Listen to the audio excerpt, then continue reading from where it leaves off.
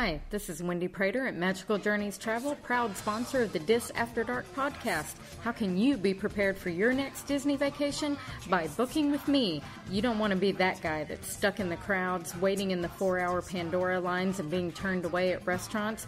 Contact me at wpmagicjourneys.com. Tell me you heard this ad at Dis After Dark to get $25 off your deposit. Best of all, there's no charge for my services, so Hakuna Matata, because you will.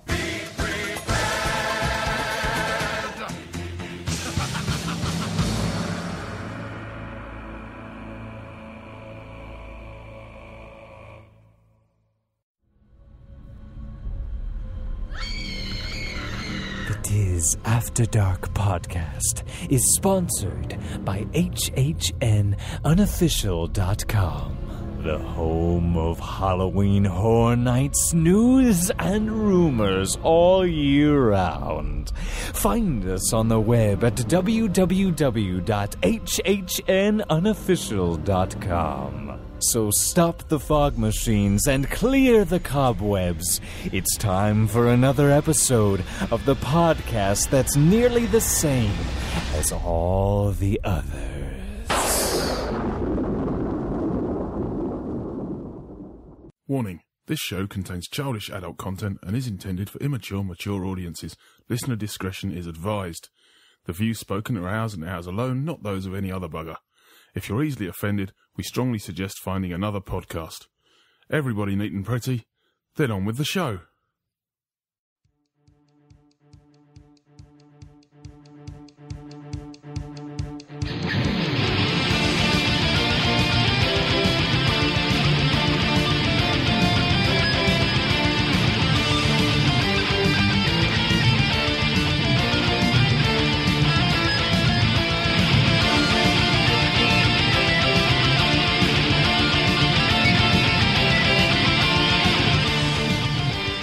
God blimey, Governor.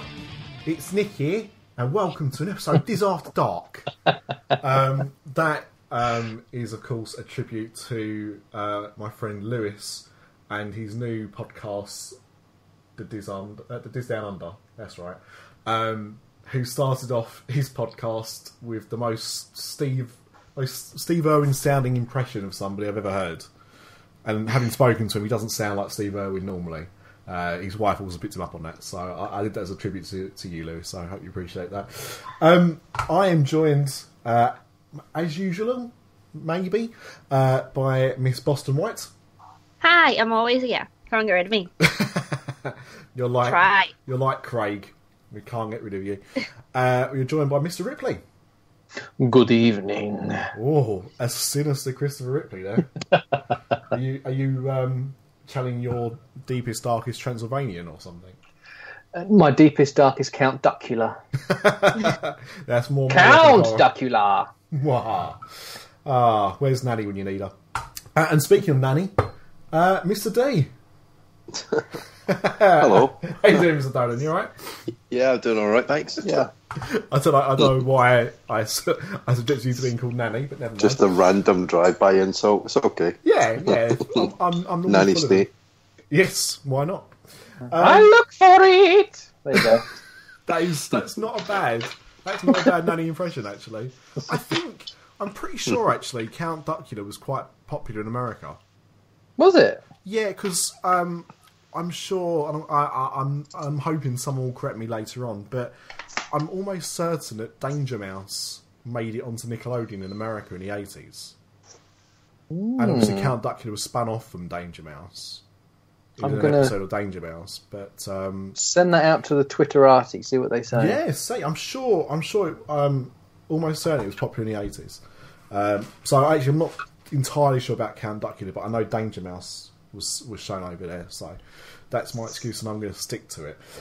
Right, now before we talk about any other rambly stuff, I should really go around and ask what everybody's drinking, and I'm going to ask Mr. D to go first.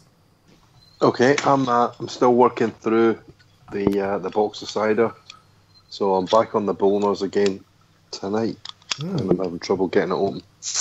There we are. That's what she said. Is that like just regular apple Bulmers there? Just regular apple. Yeah. Cool. Cheers. Mr. Ripley. Because we want to get sponsored. Well, the sponsorship by Bud Light never worked out. So because we want to get sponsored by somebody, I thought we might go down the old Virgin Atlantic route, because in the last Universal After Dark, my two co-hosts were bigging up the pros of flying with Virgin Atlantic. So because of that, I am drinking a Virgin Cola. Oh, what? I haven't done that in ages. Yeah. I can't believe Chris Ripley's found a time machine to go back to 1995. I know. Exactly. It's a good job. This is not a a video podcast. A video, yeah.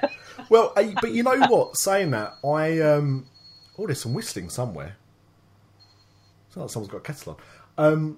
I did a work placement for about a week at Virgin Internet back in the early 2000s. It must be about 2001, 2002. And they had an office in London's Leicester Square. And all their fridges were like, go and help yourself. And all the drinks in the fridges were Virgin drinks. And there was stacks and stacks of Virgin Cola. So I think you can still get it in certain parts of the world. I think it's still a thing, but over here it didn't really do anything. I think you're right, because things like Virgin Megastores that still exist in some countries, don't they? But not necessarily in England or America. I miss Virgin Megastores so much. Well, it's like Virgin America, the airline that does just domestic flights in America. It's not owned by Virgin. It's licensed out, isn't it? Yeah, it's very strange. Yeah. Of course, other airlines are available, but until any one of you wants to stump up some cash to sponsor us, Virgin is who we're leading with. Amanda, save the best or last. I'm treating myself. Ooh. I'm being a little bit wild. Ooh. And I'm trying to get that sponsorship back, so I'm drinking Bud Light. I have got, from our failed attempts at sponsorship, I've got 3 cans of Bud Light left in the fridge.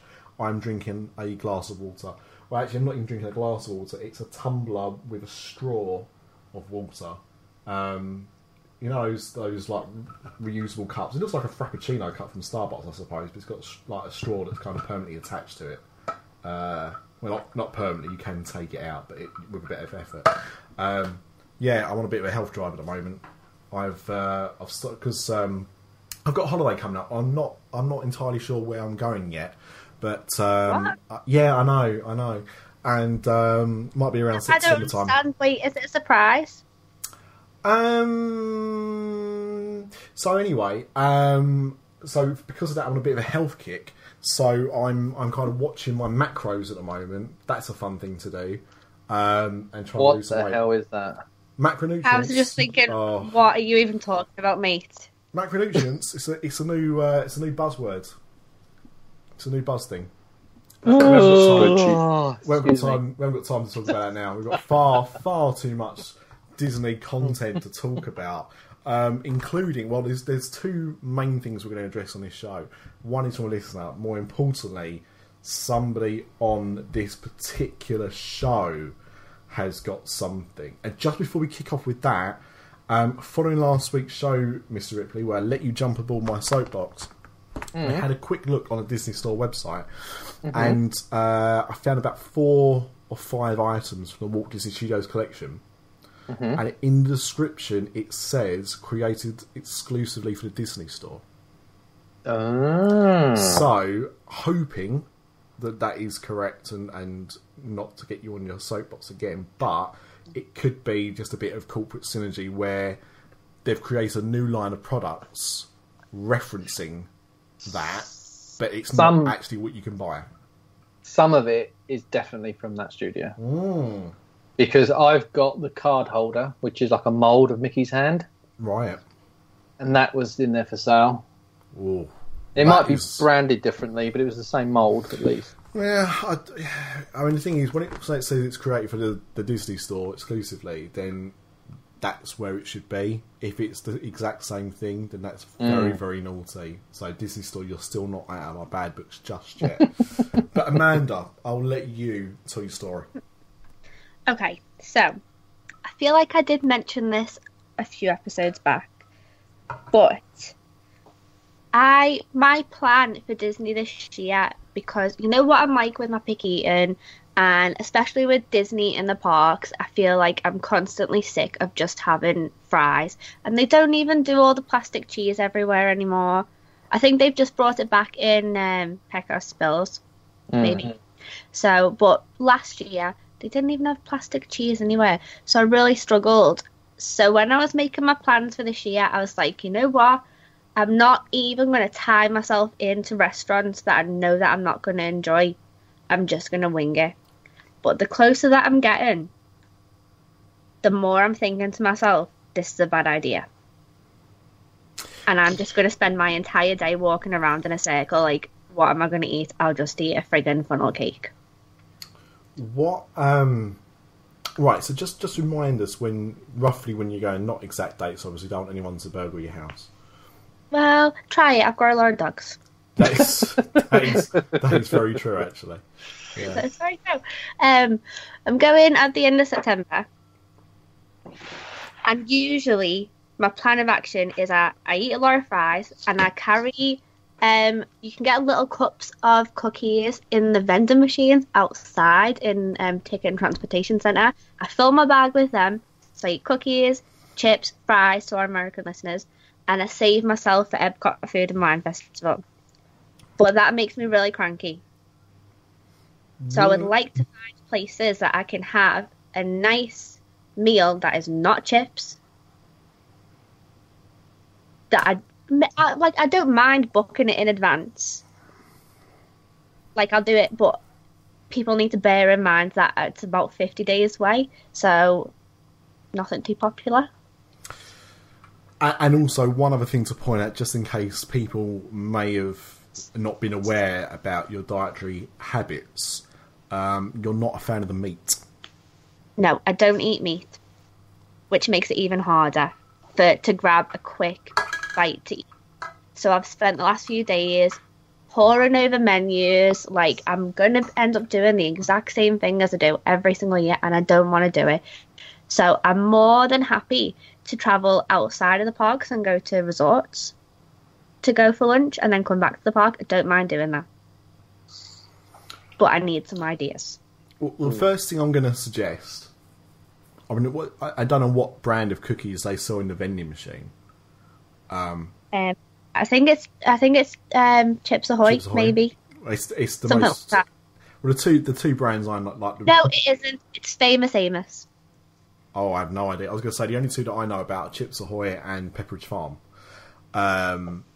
which are both nice actually. Would it not make more sense for you to hit a Walmart or Target and just buy like a multi-pack of those? That's got to be cheaper. It would. But every single time that I go, I think to myself, I'm not doing that this year. I am going to eat a real meal. And then I get there, and I'm like, no, I'm not. It's not happening. So, I mean... So what sort of stuff do you like then, Amanda? Yeah. What would you want to eat? Anything that's not meat. I like trying new things. So, I like places like Yak and Yeti, where I can try something a bit weird. I really do love Food and Wine Festival because I can just go around trying little bits. And that's what I like all kinds of vegetables, pretty much. I like pizza. Yeah, thank God, otherwise I'll probably die. Pizza's my favourite thing. I like veggie sushi. Anything like ricey or noodly. Anything like I'm not too picky. I just don't want to eat fries. So, got a couple of ideas for the Magic Kingdom. And it's in the resort. So if you go Kona Cafe in the Polynesian, they've got sushi. They've got a sushi bar there. Right. So you can definitely get sushi in Kona Cafe, or at least you could the last time we were there. And then in the Grand Floridian, the is it Gasparilla Grill, the quick service restaurant? Mm-hmm. I think it is. They've got like a make your own salad bar, and they've also got pizza in there, like stone baked, not pretty decent, half decent pizza. Again, it's fast food, counter service, but some of the deluxe resorts have got better options. I've seen a lot of people have mentioned Narcoosseous. To me, a lot of people have mentioned that. I posted a thing on our group and I posted a thing on my own Facebook page. And I've had a few suggestions. Well, I've had quite a lot of suggestions. I didn't mention the fact that I didn't eat meat. Because I'll be with Ash and Ash does eat meat. Yeah. Are you looking for more table service or quick service? Kind of a mixture. So I want some things that I can have for lunch, and I want some things that I can go to at night instead of relying on food and wine. Well, something that I'm really desperate to try, and I've not tried it yet, is over at the Sana restaurant in the Animal Kingdom Lodge. They do this bread service, which is meant to be amazing. Yeah, we did that last time we were there a couple of months ago. Excuse me. It is good, yeah, and you get like different kind of pickles and sauces to dip in. Yeah, it is good. I mean, there's a few options on the Sana. There's a lot of meat there, obviously. There's quite a bit of meat outside the window walking about as well, but... do you get to like point at what's walking about and say, I like that? Yeah, you can take down your running pal if you like, but you will be shot on sight, but I mean, you can do it. But there's a couple of options there. Certainly, I think there's usually a vegetarian option, and it's kind of Indian African fusion. I love Indian foods. That's good. Yeah, so there may be one or two options there, and then another option could actually be not at Kidani Village, but at Jumbo House is Boma, which is a buffet restaurant. It's not character, it's just a buffet restaurant. And it does breakfast, lunch and dinner. And there is quite, I mean, obviously there is meats on there, but there's quite a broad selection. So, you know, if you've got somebody with you that wants meat, then no problem. But you could probably find enough veggie, you know, fruit, dessert type stuff for a decent meal. So Boma could be a good option. People have mentioned different buffets to me, like Trails End and places like that. Yeah. And they don't tend to be places that I usually go, but I do really want to try different places this year. I'm there for an awful lot longer this year than I usually am. So if you're going to try any buffet, I'd go Boma, definitely, for two reasons. One is, I think it's got the broadest selection of stuff, and it is slightly different stuff. So I think if you don't eat meat, you're going to find more non-meaty, interesting stuff there than you would anywhere else. And then the other reason is just the Animal Kingdom Lodge is a great resort just to go and visit and walk around. Okay, so then what would you guys say were your favourite in-park places to eat? So, well, firstly, just going back to something you said earlier, you said that you're interested in trying new things. Mm-hmm. Have you ever tried medium rare steak? Because it's a game changer. I used to only eat it well done when I was young, and when I had it cooked properly by a famous TV chef who won't be named on this show, it blew my mind. It was like I was trying it for the first time. If that's not an option, are you belittling my lifestyle choices, Nick? Absolutely not. It's entirely up to you. Now, did you say that you eat fish? You said sushi, but is it? No, I wouldn't eat fish sushi. Mm-hmm. I just eat just like vegetable sushi. But okay. I do occasionally eat shrimp, but it's very, very occasionally. The reason why I say that is because I was told that the best sushi on property, and I never tried it because I didn't think I liked sushi at the time, and I do, is apparently at the California Grill. But I don't know. Really? Yeah. Yeah, but you have to buy a whole. I don't know what the terminology is, but you have to buy like a whole, I don't know, 2 foot long roll. Oh, what? Oh, really? Yes. That's the minimum order when it comes to self-made sushi up there. So it's just that's why I've never had it there, because it's just too much. Right. What if you ordered it and you really like? I don't know if I like fish really, other than shrimp. So what if I ordered it and I hated it? Yeah, but you're a vegetarian. You're not allowed to eat fish. No, you can. I mean, some vegetarians do eat fish. I'm not going to get into whether that's right or wrong or hypocritical. It's entirely up to you. But you know, whatever. But that's what I was told. Now, when we went to California Grill, there was like a tasting plate of it. so you could like sample the sushi.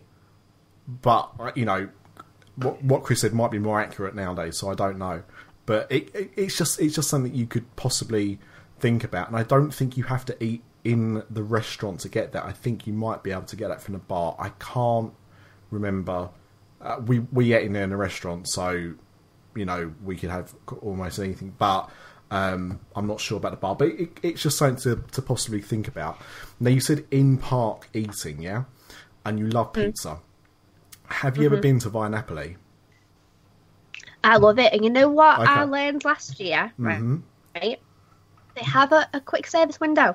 I think it maybe was new last year, maybe, but you can go to the window and just get a slice. Oh, because when we went there, it hadn't long been opened, so I didn't notice anything like that at all. But that's interesting. But I mean, I like that. I think that's a nice place to eat, and it's easy to say that it will cater to vegetarians because of the nature of the food. Like the best. Sorry, mate. No, go on. I was just going to say the best pizza on property now, without any shadow of a doubt, is actually in Disney Springs. And it's Blaze Pizza. I am so excited. Yeah. I had that on my list. I didn't say it because of Amanda said in park, but. Yeah, I've been reading lots of things about that. Vicky Wells is out there at the moment, and she went there and said it was some of the best pizzas she's ever had. Yeah, so, it's superb.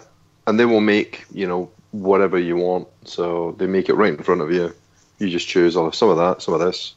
Is it a bit like Subway for pizzas? Because that's what it appears to be. Yeah. Okay. Exactly. Yeah. Wow. But it's really good. I mean, it's pretty cheap as well. I think a pizza is $9.95. Wow. And, you know, it's a pretty decent size, and then you can get salads and things like that as a side or an accompaniment. Wow, okay. But yeah, definitely Blaze Pizza. And Via Napoli's good, but I'd say Blaze is better. Yeah, I just went for Via Napoli because of in park. Sure. But that is definitely somewhere that I would be going to if I was going to Disney Springs anytime soon. Do you know, I had that Broadwalk pizza once in that window. Oh my God, what a mistake that was. Really? Yeah, I've never fancied that. I mean, especially since you're so close to Epcot anyway, so you could go to Via Napoli. The other pizza that isn't bad actually is Splitsville. But we went there as a group. It was quite a big group, and it was I'd have to say it was a bit hit and miss. Some people loved what they had, including me, and I had pizza. Some people less delighted by it, and you know, it was a bit of a mixed experience. But I thought the pizza was really good, and the best thing about it was the dessert, which is a Ghirardelli brownie sundae, which is 10 out of 10, or 9.9 out of 10 because I never give anything 10. But big pizzas and actually they got quite a big menu, so I don't remember, but there will be other stuff on there that might be suitable. But definitely the pizzas are pretty good. They get good food reviews there, don't they? Yeah. Yeah, I think so. We just thought that it was good. It just there were one meal came and it was cold, so that I had to go back. That was a pain because everybody else was eating, and then something else came and it just wasn't quite right. I can't remember what it was. To be fair, when we spoke to the server, she tried to fix it, and then the manager came over and he ended up giving us like a massive discount off the bill. So they did try and put it right, and probably 60-70% of us didn't have any issues. So definitely go back. Guys, just changing the subject. You know, I said I was going to tweet, does anyone know what Count Duckula is in the US? Mm-hmm. Well, one of the American travel agents has just retweeted, Chris Ripley confirms Count Duckula for HHN 27. Oh, I'll tell you what, if that house was confirmed for Halloween Horror Nights, I would find some way of getting over there. I don't know how I'd do it, but I would find some way. Chris, make it happen. If not, Chris, your credibility is just being shot. We didn't have anything. Waiting for Charles to comment on it. So, going back to places that I like on property, and I haven't looked at the menu for this for a long time, so I don't know if it's how good it's going to be for you, Amanda, so apologies in advance. But I love the atmosphere and attitude of the 50s Primetime Cafe. I have never tried 50s Primetime Cafe. Mm-hmm. I really like it. It's gimmicky. But it's... I would agree. I like the atmosphere. We weren't amazingly bowled over by the food, I've got to be honest, but the atmosphere is good. It's a fun place. Yeah. I mean, don't get me wrong, it's not gourmet food or anything like that, but I just like the whole thing. I just like the attitude of the staff in there. It's just quite fun and a little bit different to a lot of the experiences in there. I've, for some reason, never done Sci-Fi Diner, but people often kind of, or used to at least rave about that place. But 50s Primetime I'm a fan of. So, well, usually, if I'm in Hollywood Studios, I always just stick to Mama Melrose, and sometimes it just takes too long. Like, there's not an awful lot in Hollywood Studios, so I don't want to spend my entire day there. But I feel like if I go there for my lunch, I'm in there for like an hour and a half. And did you say that you would eat shrimp, Amanda? Occasionally I will. Okay, because another interesting and fun option could be teppanyaki in the Japan pavilion, because most people will have either steak, chicken, or shrimp. I'm sure there is a veggie option as well, though. I've just looked it up. There is. Yeah, so you could have the veggie option, or actually the shrimp is fantastic. I love the shrimp in there. So you'll get rice, you'll get vegetables, you'll get noodles, and it's all cooked on the hot plate, the hibachi, right in front of you. So it's like a little bit of an entertainment as well. So teppanyaki could be a good option, or even Tokyo Dining next door. They do sushi. Okay, so with teppanyaki, well, would I need to, like, am I going to be able to get a reservation now? I think give it a try. Will. Yeah. I think you will, because most people in September and October are going to be focused on the food festival. That's why it's a good time to go, to be honest, because... good time to go, but also good time for reservations, because it's a little bit of a... Although it's not a quiet season in the parks, because of that, it's a little bit quieter in the restaurants. Plus, it's Halloween Horror Night, so, people are a bit more spread out in Orlando, I find, that time of year. Yeah, I'd be surprised if you can get a booking if you tried now. Okay, so the park that I struggle the most with for eating, surprisingly, is Magic Kingdom. Yeah. And that's where I do really rely on my fries and cookies. I really, really struggle. So Village House, Pinocchio Village House, that's got pretty okay kind of flatbread pizza. Yeah, that tends to be like, I try and go to Village House, but you've got to hit it at the right time, I feel. Yeah, it can get very, very busy. Get a lot of kids in there as well, so usually if you find a free table, it's a bit like you feel a bit like Spider-Man, because you sit down on it and you can't get back up again. You're stuck to it because there's ketchup and God knows what else smearing the table. But yeah, so they've got some options. If you like nachos, then we know exactly where to go in Kingdom. If you like a lot of nachos, join our club. But you need to know the secret password. Yeah, I'll tell you what. I saw that and I was like, that's my only option. I'm going to have to do this and have it by myself. Well, we talked about it in the last show, didn't we? I mean, I think we might need to start a GoFundMe page. Although I was talking about the gluttonous nature of it, and it, to an extent it is. Wouldn't it be fun if we were able to get funding for us to all go out there just do this challenge? Just like that'd be so funny. To go out for like, fly us out for 3 days, day and a bit travelling each way. And then just that food challenge, and that's all we're kind of there for, and then we can go home. So yeah, awesome. If anyone wants to sponsor us for that, I don't know, Patreon and set up a GoFundMe. Magic Kingdom's a funny one because it's really it's hard. A tough one. What about Liberty Tree Tavern? I don't like it. No, it's okay if you like turkey. Well, they will do like a vegetarian option. Yeah, I mean, what about Columbia Harbour House? They got shrimp, macaroni and cheese. grilled salmon with couscous and steamed vegetables? I don't think that I like salmon. No? I don't think. Usually I go to Cosmic Rays, Starlight Cafe, and get a veggie burger and fries, or just fries. Right. Okay. Or you could go to Mickey's Not So Scary Halloween Party and just eat loads and loads of raisins. That is what I tend to do. I eat everyone's crap candy that they don't like. Who doesn't like raisins? Ash doesn't like raisins. Oh, I love raisins. I love them more than grapes. Yeah, I love chocolate raisins. Yeah. I'm also the one that likes the Almond Joy as well. I'm the one that gets going to say your option. Sorry. Just going to say, I think your options are a little bit... Exactly. A little bit limited. Kingdom, the hardest because you're there for the longest. So here's another idea. Have a look at the menu for the Skipper's Canteen. I tried there last year and I did really enjoy it actually. However, Ash hated it. Did he? Yeah. Well, we really liked it. I thought they did like a kind of fried chicken in a hot and sour sauce. Oh man, that sauce is fantastic. I asked for extra sauce and I think I ended up having about half a gallon of sauce. That's like me and TGI Fridays, that Jack Daniel's sauce. Yeah, well, I'll tell you, it's hot stuff going in. ...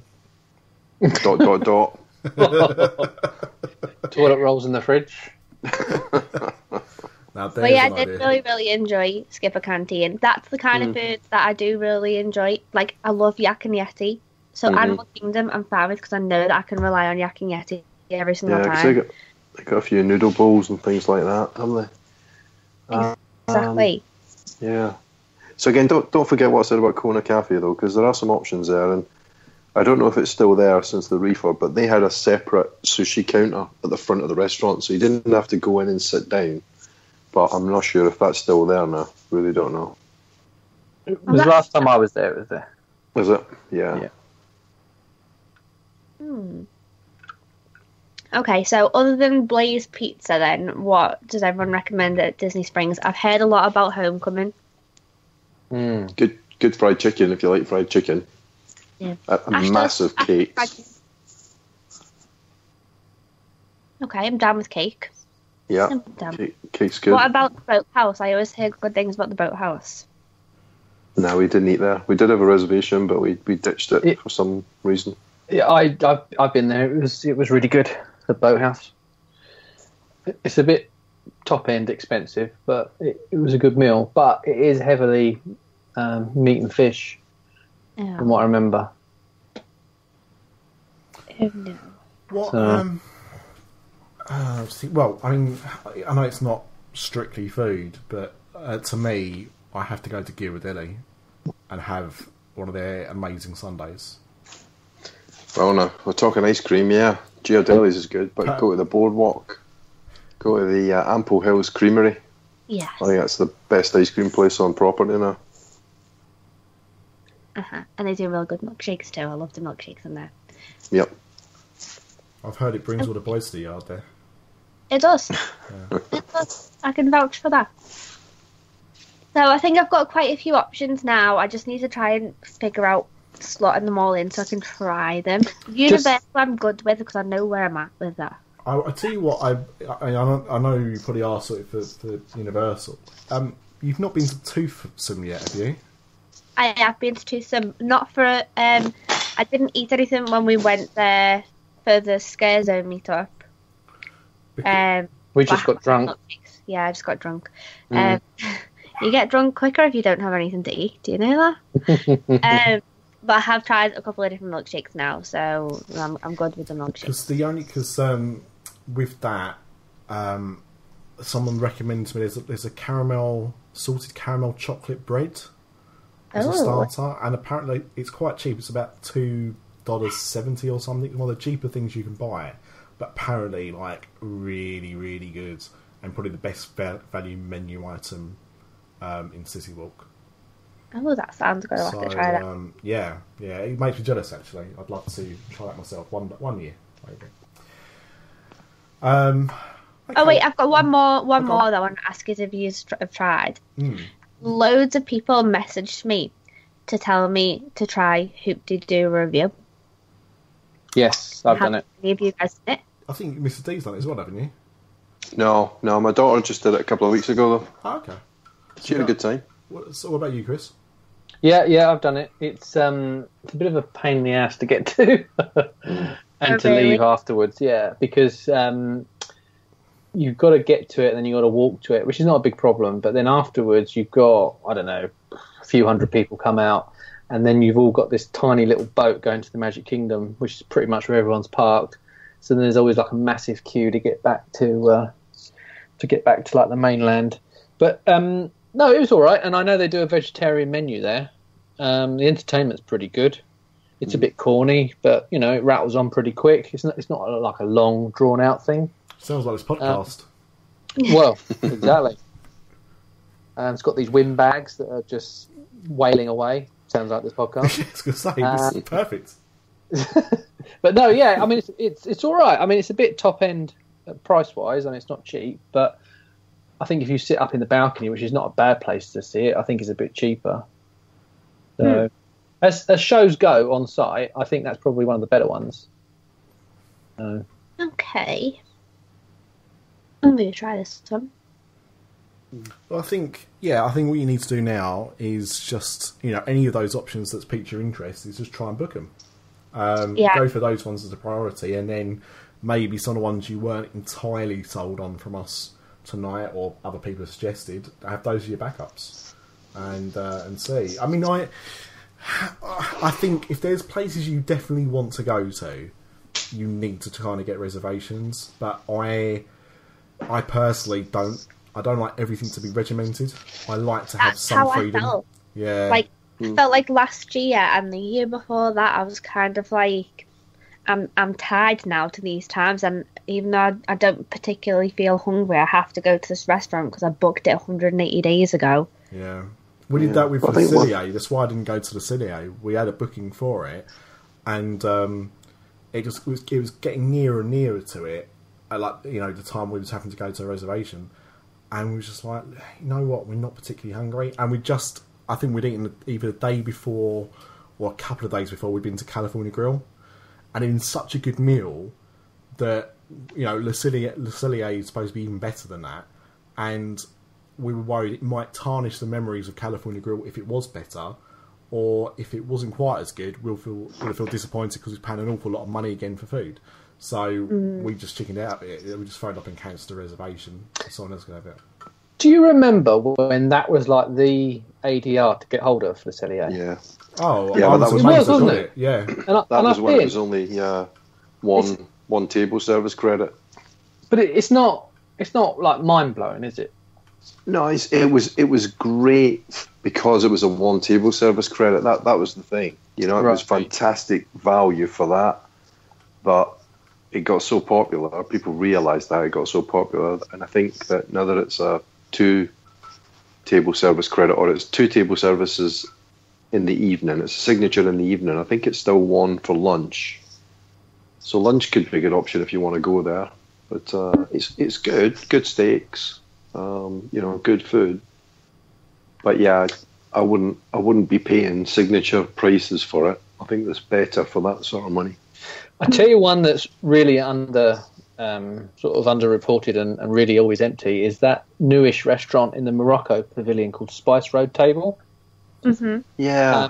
There's quite a lot of vegetarian options in there, like small plates. Yeah. Like you've got different like hummuses and stuff, grape leaves and brie fondues and all sorts of little things you can have there. They're all really reasonable in price. And they've often got discounts going as well because they're just trying to get people through the door. Yeah, that's a shame. But you can then sit in their patio area and watch illuminations or watch the day go by. Yeah. Okay, so I have one last thing, and this you guys will know this most probably, but Ash really, really loves steak, so I want to take Ed somewhere real nice on property to get a real nice steak. So, where does a steak? Le Cellier is known for steak. If you go to any signature, so California Grill, will do a good steak. Le Cellier will do a good steak. Property. There's two proper steakhouses on property. There's Yachtsman at the Yacht and Beach, and we've been there once, and it was really good. I was a little bit pissed off at the portion size on the fries, considering the price of the steak, but that's another story, and I'm not bitter about that. But no, the steak was excellent. It's really good. It's expensive. It is a signature. And then there's one in either the Swan or the Dolphin. I forget which one it is. Well, actually, you've got S.T.R.I.K.E now in Disney Springs as well. Yep. I haven't been there, but that's another option. I've heard that that's good, but I've heard it's not everyone's cup of tea because the music is real loud. But I feel like I'm not bothered.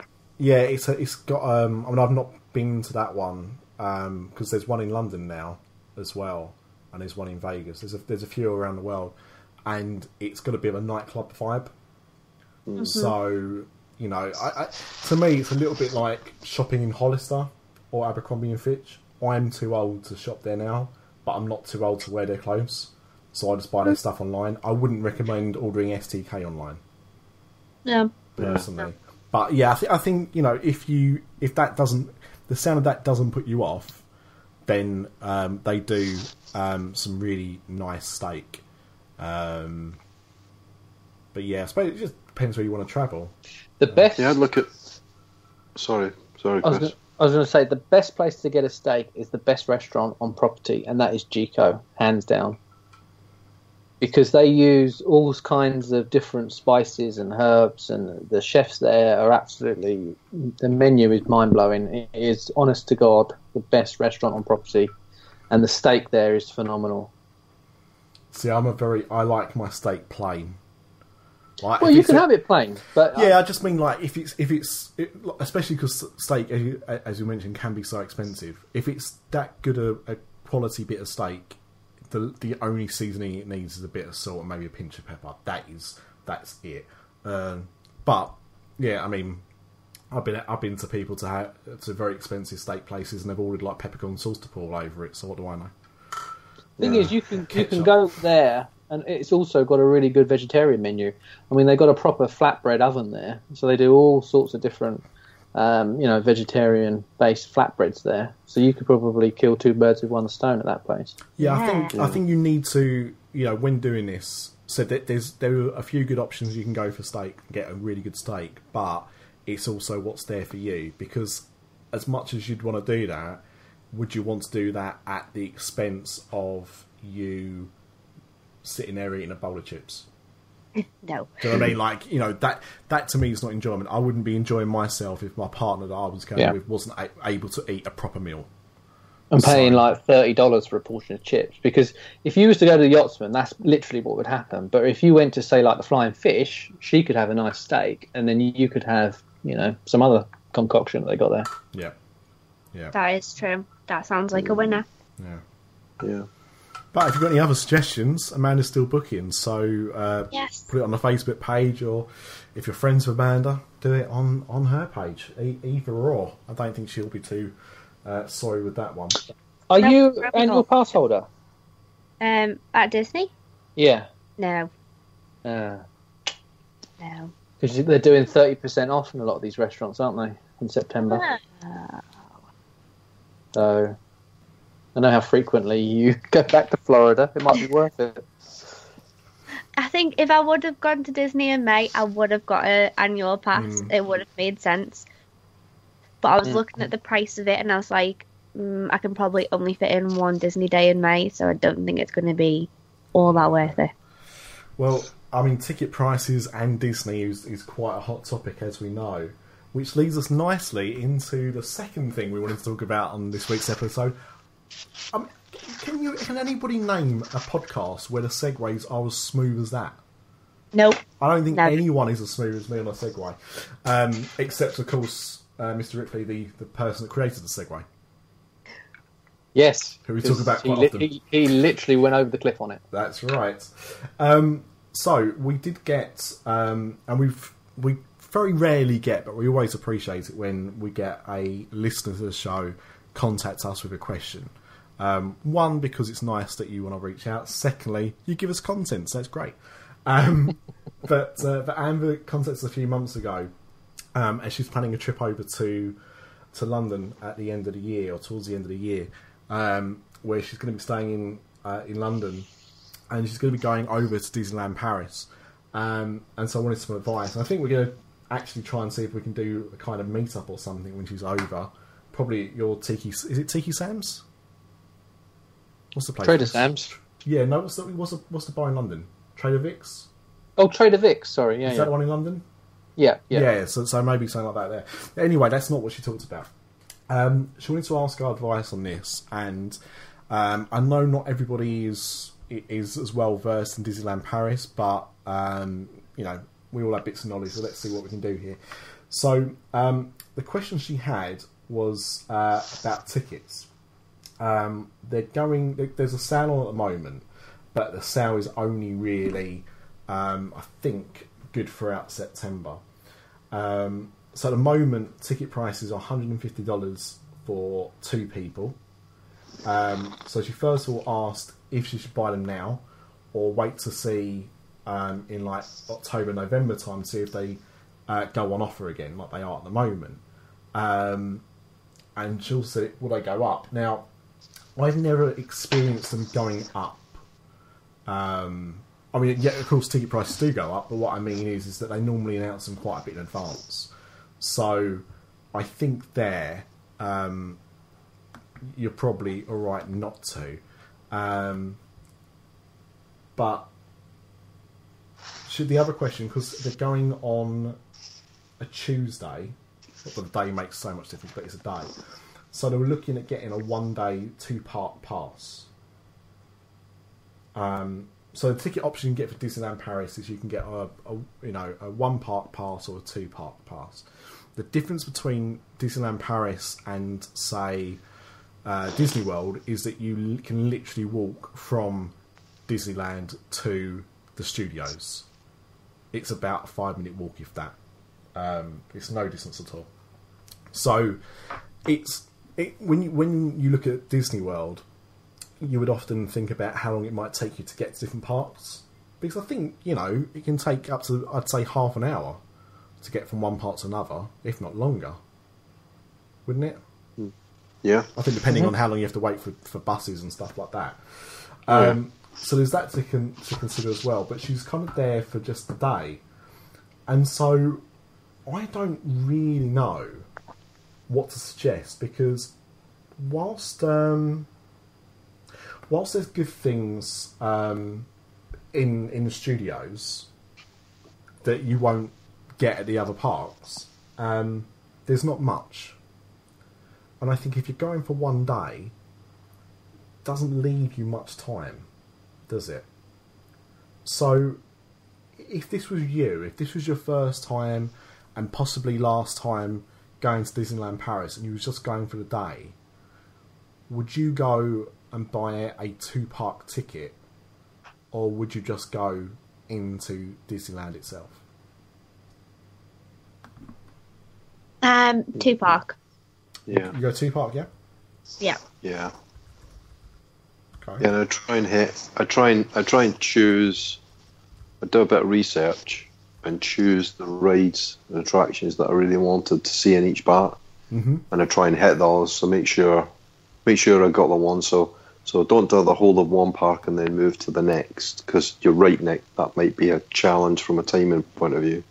But hit the rides that you really want to hit in one park, then go to the other park, hit those rides that you really want to see, and then whatever time you've got left, if you've got any, then just choose which part you like and finish the day. Yeah.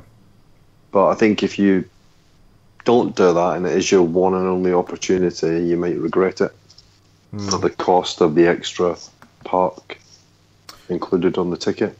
Yeah, that's what I think as well. It's a tough one. It's a tough one because,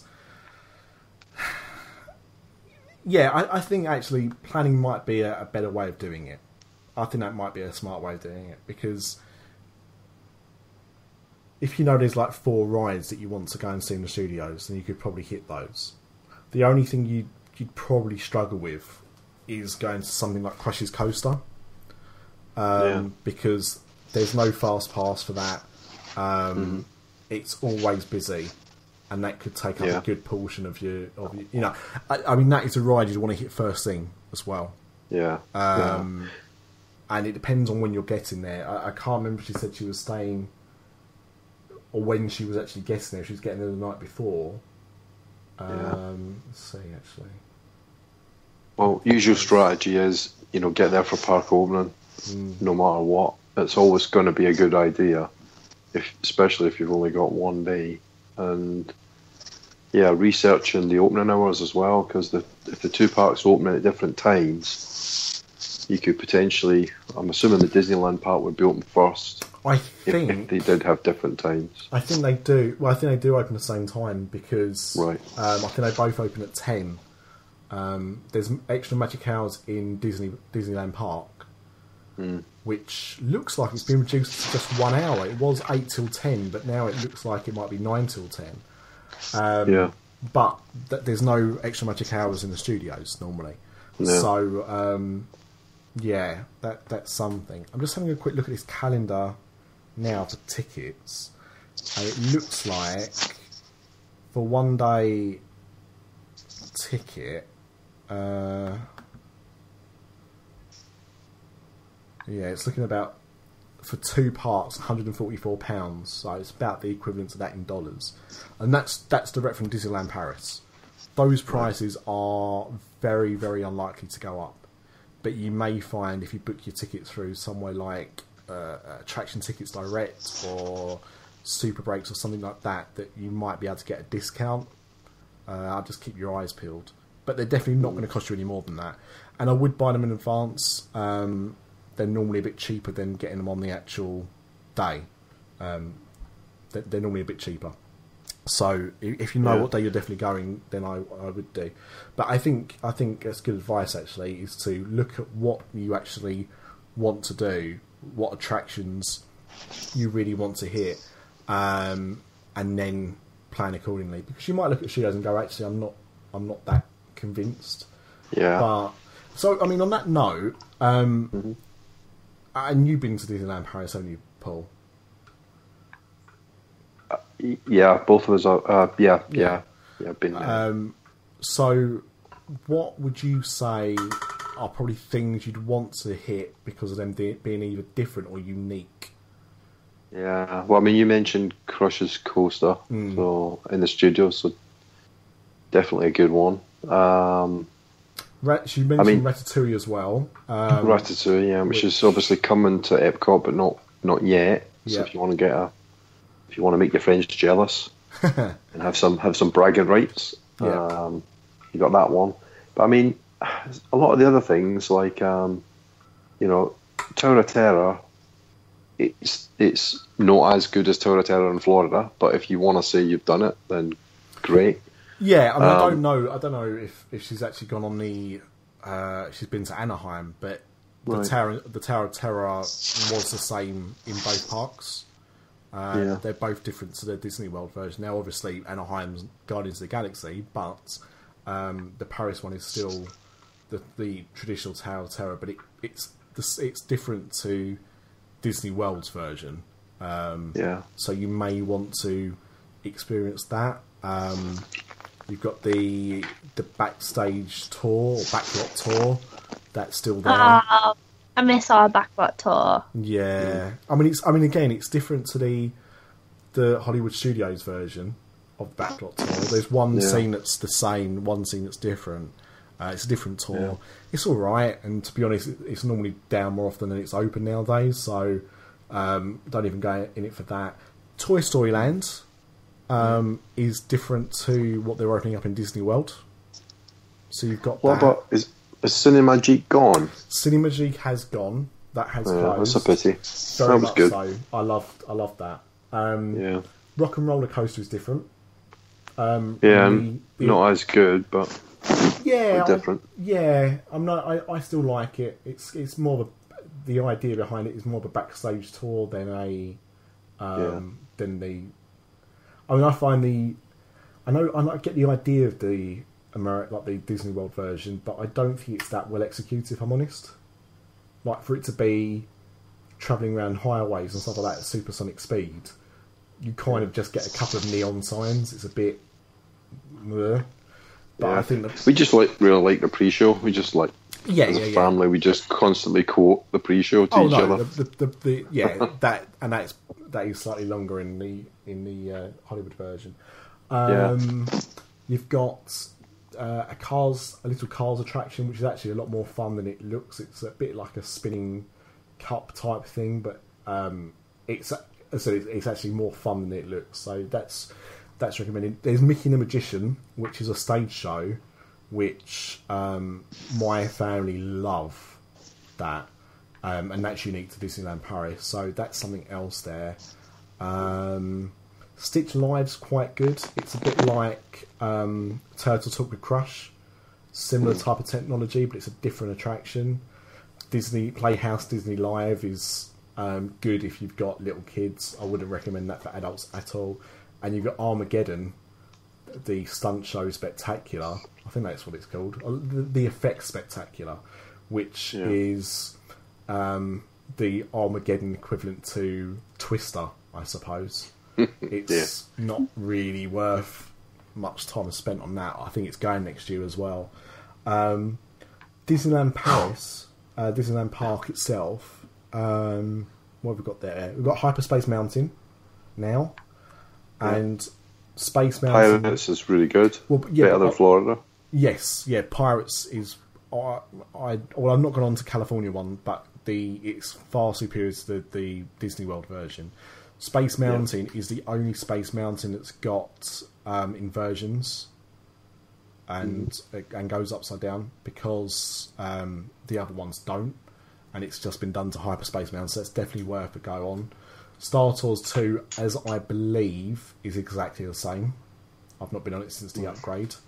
You've got Alice's Curious Labyrinth at the back of Fantasyland, which is a European garden maze, which is unique to Disneyland. You've got the Phantom Manor. Phantom Manor, of course. Phantom Manor, which is their version of the Haunted Mansion, but is even more creepy than that. You've also got probably the best Big Thunder Mountain. Yeah, I would agree. Yeah, it's got that. It's still got Snow White and Pinocchio as attractions if you want to go on them. I'm trying to think. I think that might be everything. Like the thing that just talk about things that are either unique or significantly different to the American parks. I mean, a lot of it is fairly similar. Buzz Lightyear's Space Ranger spin is I think longer than the American version and a bit better, but it's still a similar attraction. I think that might be it. Yeah, I mean, there's a lot of classy ones, like you've got the Astro Jets, which is like the Astro Orbiters. Speedway. We talked about that at length the other week. Yes, they got Autopia there. Small World is similar. It's not got the characters in it, like the Disney characters in that one. So it's just like Disney World's version. And there's Casey Jr. and Storybook Boat Canal. Yeah, they've got those there. So I know they're in Anaheim as well, but I've got those. I think that might be. I think at that time of year there'll be a Frozen show in place of. Let it go. But in place of it's Forest of Enchantment at the moment, but I think it'll be replaced by Frozen come about September, October time. Unfortunately, if you're only going for the day, you're probably going to have to miss out on fireworks, which are good. But now America's kind of nicked that technology for Happily Ever After, so it's a similar kind of show to that, really. Projection mapping. It's where that kind of really started out. Disneyland Paris kind of were the first ones to really trial that and make it popular and make it successful. So you've got them to thank. But can I just say, Amanda and mine very good friend James Michael Roddy, he was the man that brought that to Halloween Horror Nights, And then when he went to Disney, he brought it to Disney. Was he really? So HHN had it first, thanks to our pal, Michael Roddy. So what did they do with it then? They had a scare zone in the New York area, and it was like, I think it was called something like acid assault or something. And it was basically trying to make the buildings look like they were under attack from acid rain.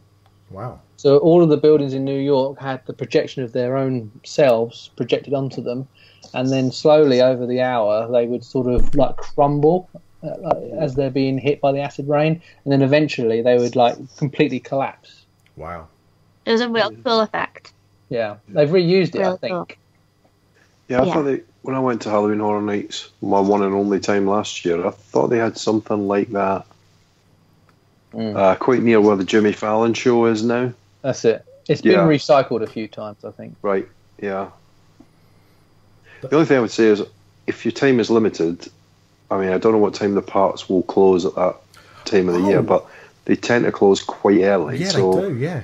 Yeah, so I wouldn't waste my time eating dinner in a park or eating dinner anywhere until after the parks have closed, so maximise your time in the park. Take some stuff with you to eat, probably. Yeah. But, I mean, if you're really desperate, go to either Casey's Corner, which is a pale imitation of the Disney World one, or the Pinocchio Marionette restaurant, which does a really good hot dog, and it's normally quite quiet, so you might be able to get in there, get your food quite quickly. But otherwise, you're right. I think the parks actually in December will probably close around about 7 at night. Yeah. So it's not a long day. Take your winter woolies. Yeah, thermals. It can get very, very cold over there. So, I mean, even coming to London, it can get quite cold, but the weather can really vary at that time of year in Paris. So definitely take some extra warm stuff with you. I mean, the cold never bothered me anyway. Double. This is, yeah. But just in case it does. But then, I mean, the thing is, if you're going for the day, what my recommendation, if you're literally going for the day, so that means you're leaving London, getting a Eurostar or a plane to Disneyland Paris and coming back the same day. Eurostar, they do direct trains. They're very expensive, and they don't get you into the park until about midday. So completely ignore that. You're going to have to get a train to Paris, get off the Eurostar at Paris, and then either take a TGV or a tube train called an ADR into the parks. The RER takes about 40 minutes from Paris. TGV will be quicker but more expensive. It's a faster train. From Paris, it's about €13 return. I think if you get like a one-day ticket, it's like €13, something like that. So it'll take you about 40 minutes. If you fly instead, you can fly in. You'll need to get either a TGV or a tube train. It will be slightly longer. It'll probably take you about an hour from the airport to Disneyland Paris. It's a bit further out. So that's something to bear in mind as well. But yeah, because it might feel like the first time in forever. Oh my God, what is with this Frozen themed show? You know what? I to interrupt this bit, I got my daughter to watch it the other day. She watched it before, but I got to watch it in 3D on the TV, and she kept going, "Oh, it's magical, isn't it?" But I've not seen Frozen for quite a long time, so she was watching it. I was just doing stuff in the background, and then there was a bit of the film where she demands that Kristoff take her up the North Mountain. Never fails to make me laugh. And then, of course, my daughter caught me laughing. I was like, "Oh, why is that funny, Daddy?" I was like, "Oh, I was just thinking about something." I was just thinking about the bed knobs and broomsticks when he asked. Get your hands on my knob! Oh, glorious. But yeah, so if you're going for the day, back on topic, if you're going for the day, Eurostar starts about 5 in the morning, I think. 5:30. They start to leave London. So you can get an early train out, and that would be my advice. And the same with flights. But from central London, you'll be surprised that to get to one of the airports like Stansted, it's still a bit of a trek, isn't it, from central London? Yeah. So, yeah, I mean, if you can get a flight from Gatwick, I don't know if you can get a flight to Paris from Gatwick, but you can get the Gatwick Express, which is 30 minutes. But, I mean, really, the train directly into the park is really convenient, but...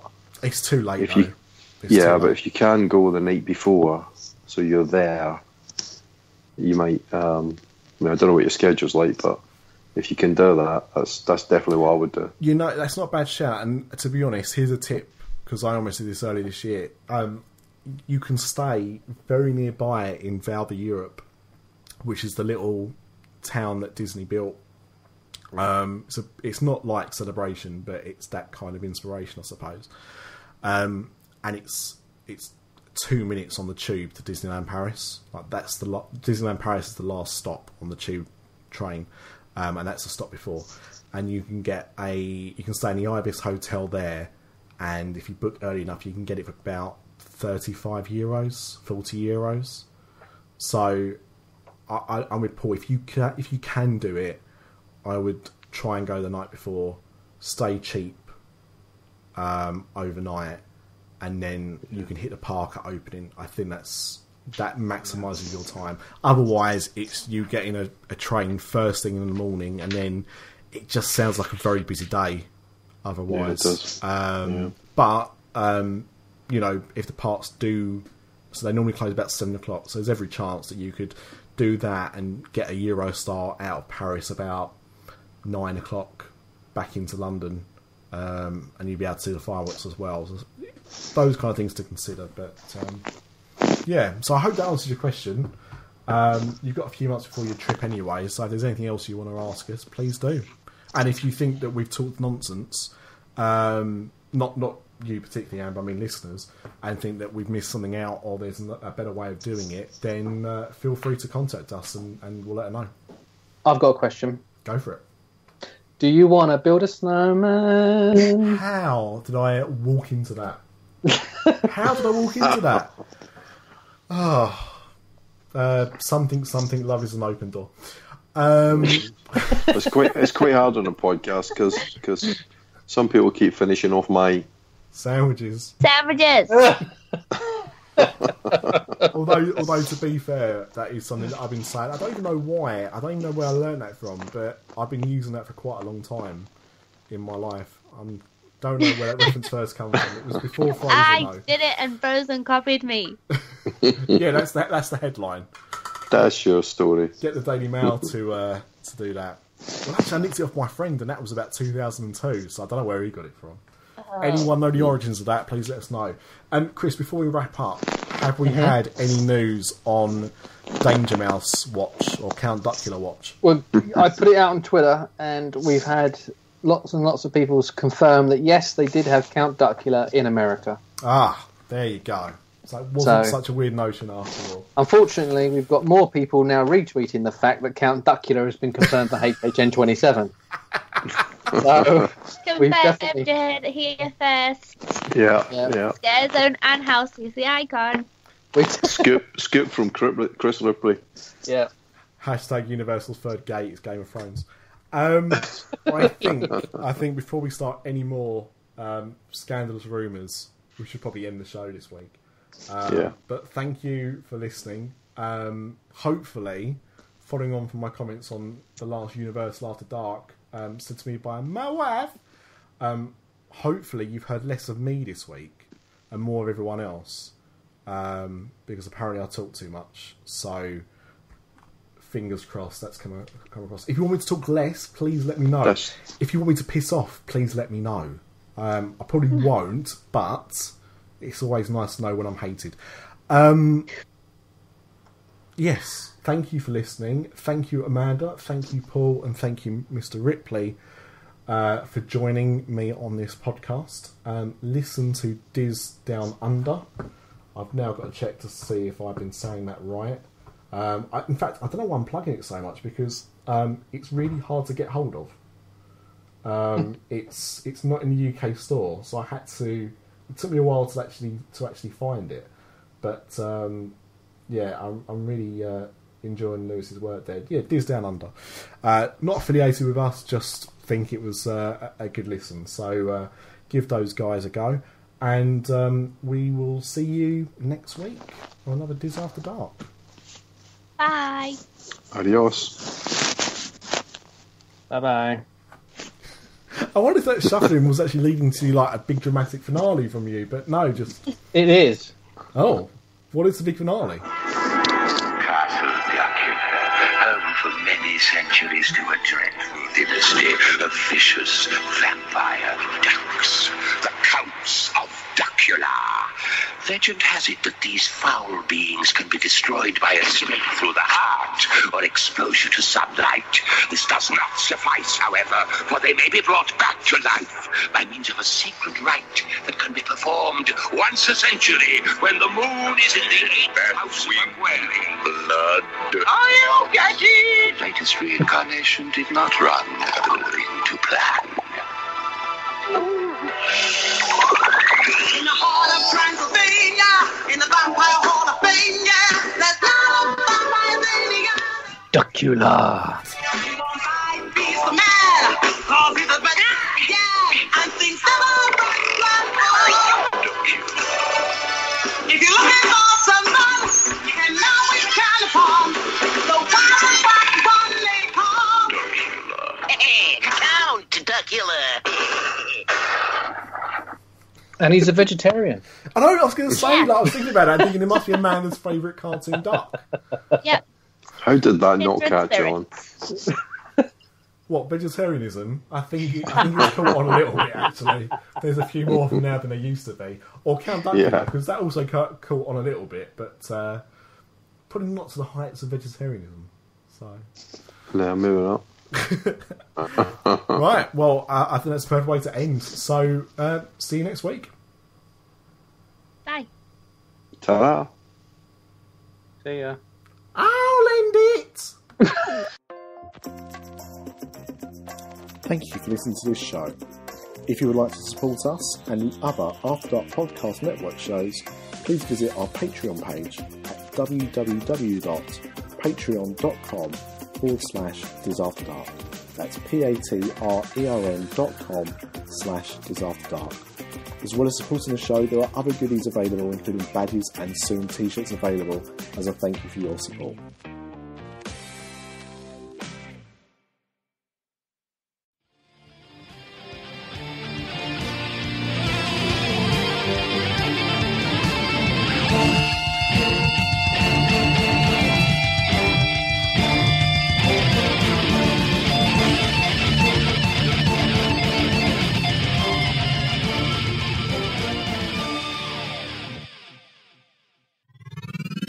This podcast is part of the After Dark Podcast.